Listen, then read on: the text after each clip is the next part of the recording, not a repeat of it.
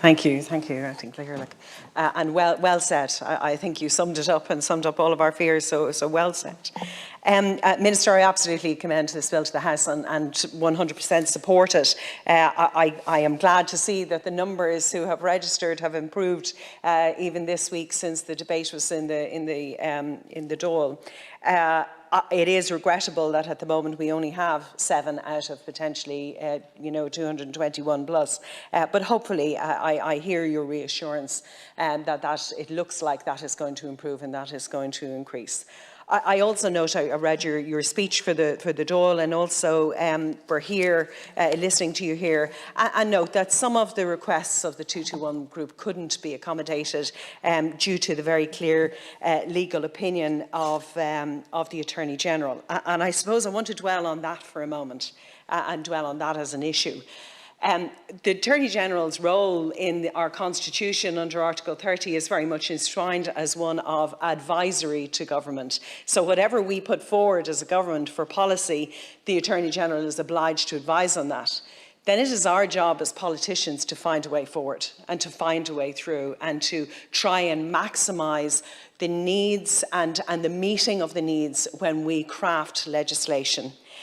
So I think that idea of this politics is the art of the possible, we need to keep that front and centre when we're legislating. And even when the Attorney General puts up roadblocks and says this can't be done for this and that and the other reason, it is really important that we then come back and say, well, how can it be done, bearing in mind the Attorney General's advice? I think that the 221 group have been fantastic advocates for what has been a shocking and horrific experience for them, and it is one that resonates with all of us as women. It is, I think their treatment of being obliged to go through the courts was really quite horrendous, and I congratulate Vicky Phelan for her courage to stand out and speak up as the first, and welcome her home after her treatment. I'm sure it was very difficult to be away from her family.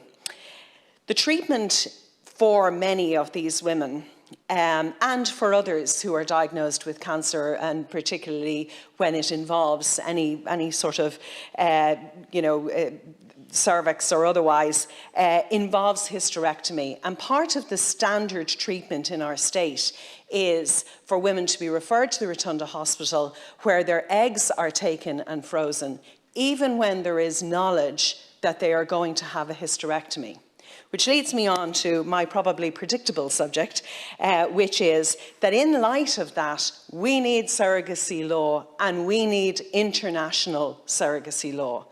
And we can't yield to impediments being put up. We need to find a political solution and enter into discussions and engage with the advocacy groups, because some of these 221 women are the women who need surrogacy and will need international surrogacy.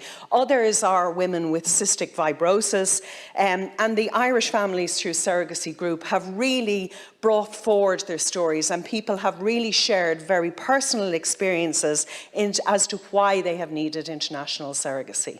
And why? So if we have a medical programme that anticipates the need for eggs post-hysterectomy, then there is no reason why we can't find pathways to both domestic and international surrogacy. And the statement that went to the Claire Byrne show last week, when the women were being from the Department of Health, has had a chilling effect around the country on people who are waiting for the government's response and the legislature's response to the Conor O'Mahony report that finds a pathway to international surrogacy. This isn't about morality. This is about an ethical pathway to a treatment that is out there. And some of the language around it is really quite appalling in how women are being categorised. So it is really important that we engage. It is really important that women are accessing a service, and that we as legislators have courage in embracing what is a reality, what is going to be a reality, and what is always with us. This is now a pathway to parenthood. We need to find a way to legislate for it. And we can't rush the legislation and publish it without this, because parents and people and their children need a response for surrogacy that is in the bill from the moment it's published and hits the floor of these houses. So let's not rush it. Women and families deserve better than to do that. Thank you.